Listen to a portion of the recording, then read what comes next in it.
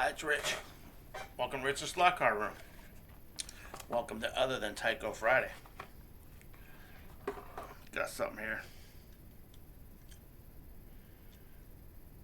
Yeah. Now this car came.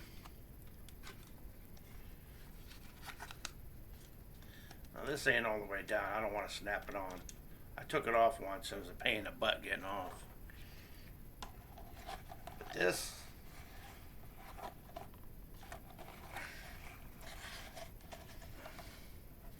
came with a piece of track collector's case. I bought off a fella on eBay. It had been opened. Actually, I think, yep, the cover lid went on this way. Special value. Get a combination, get a piece of track too. From 1972. Now, I'm not an AFX. You guys know I'm Mr. Tyco. I'm not even a junior AFXer. But this is an old piece of track. Aurora, 1971 Aurora products. 9-inch straight, number 2517. AFX, it says Aurora A/FX model motoring. Even has a little picture on there. Right in there, shows you how to put the track together. Really.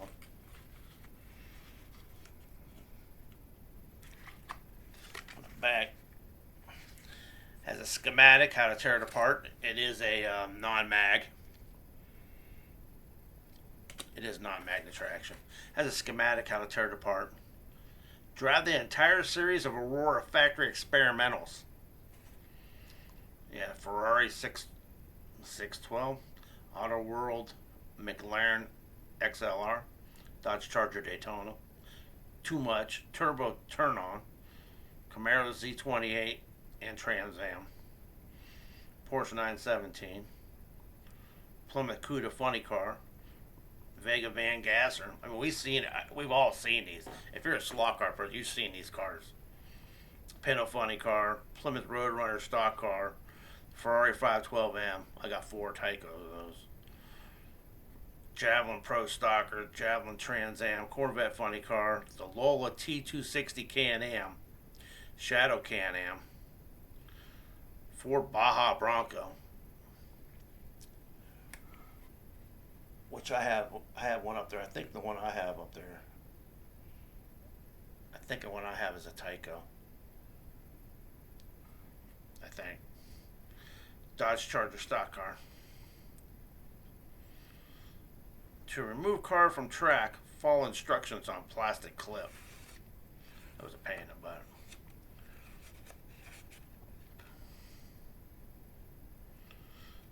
Oh, they're bragging up their AFX experimentals, Aurora factory experimentals.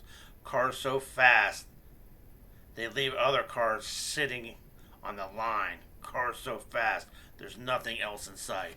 Yeah, right. It's even got a list of what's in this car. Dual wheelbase, monocoque chassis, super detailed plastic mag wheels, steel front axle, lightweight silver plated pickup shoes. Yep, they're silver plated. Independently rotating front wheels. Well, that's nice to have on curves. Self-lubricating, really? Self-lubricating Nylotron chassis. You don't have to lubricate your chassis. It's self-lubricating. Low road hugging center of gravity. 84% silver commutator brushes. So the brushes are 84% silver? Wow. Snap-in top gear plate. Snap-on painted body shells. High performance gear ratio. Super fat sponge race tires. And they were super fat back then. Radically oriented magnets. Not radically, that's radially. Radially, honestly, Radially. Radially. radially oriented magnets. Wow. Please read this before operating car. You should always read the directions to everything. Your new AFA/FX car is powered by a high-performance motor. Use only a high-performance controller such as an Aurora Rusket 45 ohm controller, number 1343 or 1454. Other controllers not designed for the load will overheat and occasionally fail. For optimum performance, a heavy-duty power pack such as an Aurora DC2 is also recommended. So I think this Aurora controller here worked just fine. Wow. Now, you all know, if you've seen some of my lives from my old channel before, I had to get rid of it and start this one here. You know that I'm pretty good at melting track. So is that Adam Hurt, the original Adam Hurt. He's good at melting track. And that's Scott's House of HO. He's really good at making cars that melt track, and the cars themselves, and controller. And everything melts when you run him on his cars. This here was made 1972, Aurora Products Corporation, West Hempstead, New York, 11552, 11552, the zip code. Cars made in Singapore.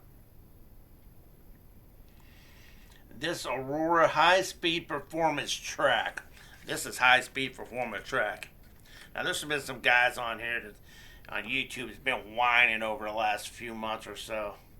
I even did in one of my comments about how AFX, Auto World, anybody, even the Chinese are making cars now. Racetracks, slot cars, yeah. So they're making them for AFX and Auto World, so they might as well just make them for themselves, right? How they need to widen the track, put more space in the middle between the two lanes. Make this track probably an inch wider, and then move these over maybe a quarter inch and a quarter inch. Give an extra half inch in the middle. Yeah.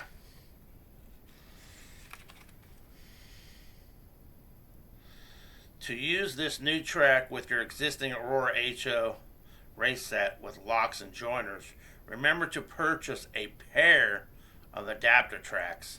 So this came out right at the beginning, I should say, of this style of track. The old style had the little metal pins that went in the holes, and you put the track together on a pin, then you put that little plastic piece, like a U-shaped piece, down on the track, hold the two pieces of track together. My cousin had one of those old Aurora sets. These special adapter tracks, which I have for the Tyco, make it possible to use both tracks together in one set. Yeah, so if you had the old and you just bought this car with this, you'd have to go buy an adapter just to use this. I think that was some kind of marketing gimmick to get people to actually go and buy the adapter. Letting you know that, hey, eventually, if you buy another set, it's going to be the new track. But yeah, from 1972, I'm going to, honestly, I don't know a lot about it, and I can honestly say that it does need some oil. It does need lubricated. Now, I got silicone tires on the rear. Must be the 365s for the HB2 and HB7 rears. Yeah, 395 C1s. So yeah. All right, I'm gonna bring it around here and we'll take a good close look at it. Like I said on my Tyco Tuesday, I'm not gonna do any more editing. I'm gonna do the fade in and fade out at the end, and that's it. For now on, when I move the camera, I'm just gonna pause it like I am right now. All right, I'm back.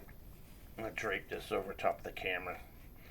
Try to block some of the excess noise from me talking. Alright, this thing needs Novus on it. That thing needs cleaned up and oiled, but let's just stick it on here right now just to see what we get.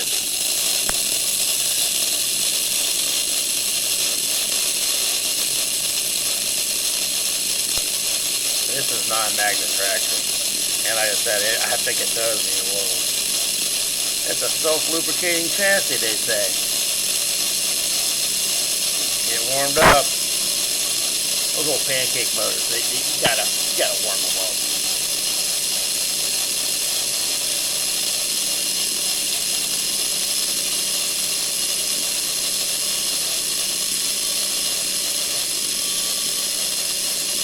That actually ain't too bad.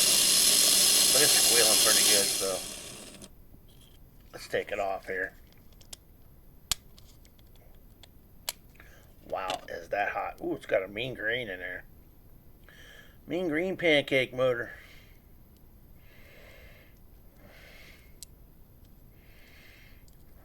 This is what this is what I talked about. AFX, they turn. As we're Tyco,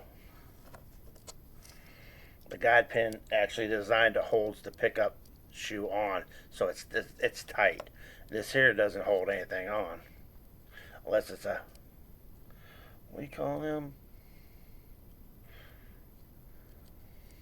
Well, I forget what they're called. The M chassis, Lifelike M chassis. It actually keeps the has two cutouts in it. One goes over top, and the other one goes around the axle to keep the front axle from coming off. Yep, independent front. Let's clean up the brushes on them. The motor's still hot.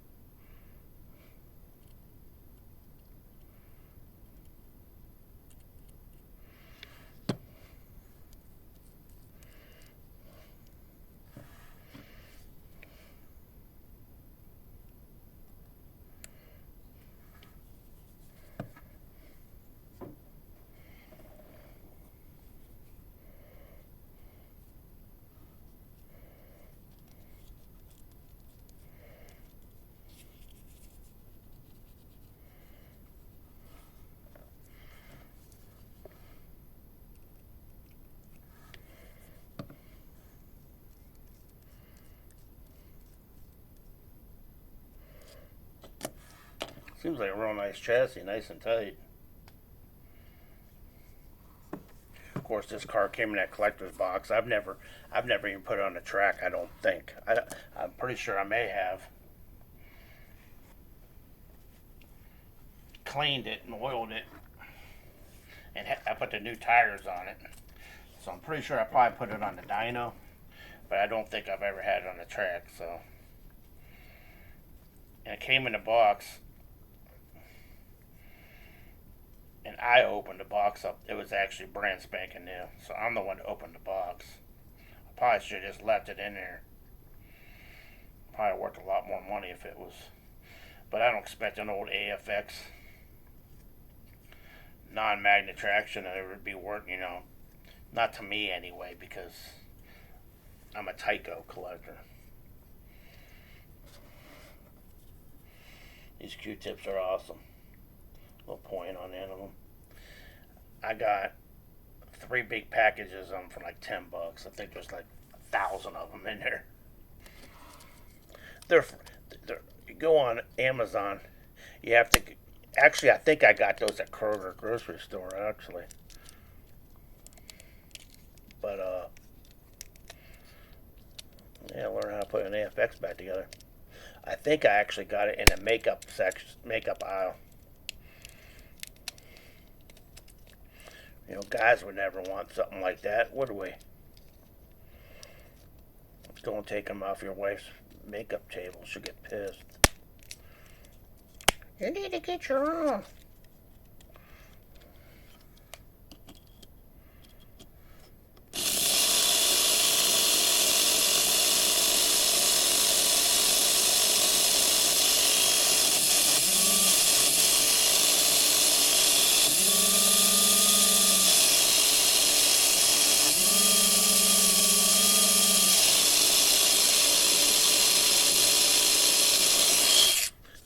Now this thing sounds worse than it did the first time.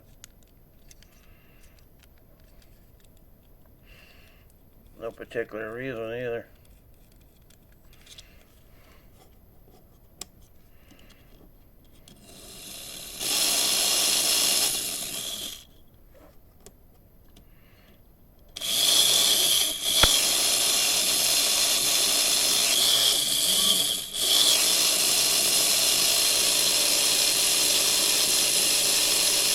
And we'll let it warm up for a minute.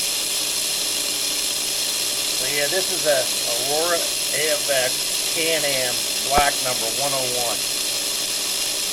They also made this car in white. Yes, you can go on the internet, you can see they made a white one and it had a white spoiler instead of chrome, and it was black with gold letters that said Shadow instead of the chrome letters that said Shadow. It had gold letters. And then this was a real race car. There's pictures on. Just go on Bing or Google and just type in Can-Am Shadow Black 101 and pictures will come up. And then they made a newer style Can-Am body. It's more lower, the front comes in and it only comes up over top of the wheel wells. It's a really cool modern Formula One or Can-Am style race car. Yeah, it's pretty cool. I'm going to pause it for a minute and take it over to the track. We'll do some laps.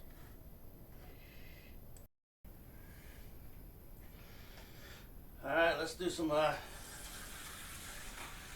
a couple laps with this AFX non-mag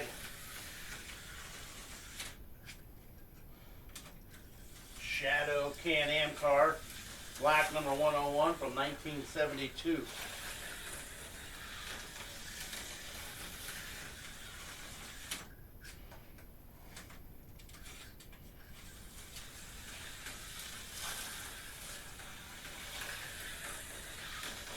This thing drifts pretty nice.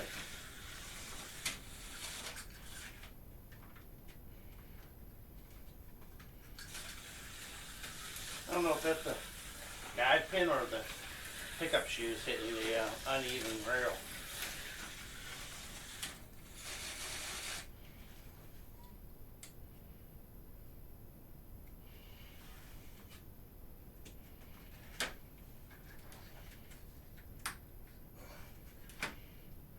Well, let's try that.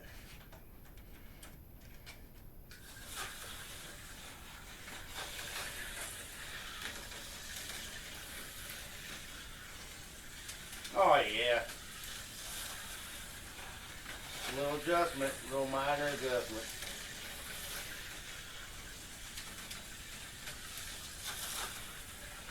Alright folks, there you have it from 1972.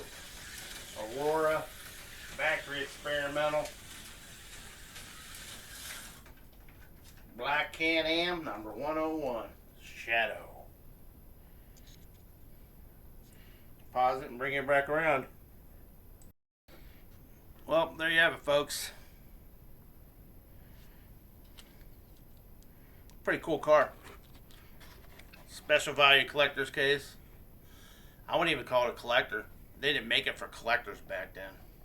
Oh, it's manufacturer suggested retail price. You ain't gonna believe this. I'll see if I can get in, you can see it. Be right to the left of my finger. $4.75. You get a piece of track and a car. $4.75. Honestly, I think I only paid like $20 for it. Nobody was bidding on it. I think me and one other guy gave him $20 for it. I always liked that Shadow. I like that body. I like Can-Ams. I got a buku Can-Ams up here, Tycos. Love them. So yeah, that's it for other than Tyco Friday. Getting ready to run a little low on AFX. I got the two Vipers. I thought I only had one Viper, but I got two Vipers now. I could do a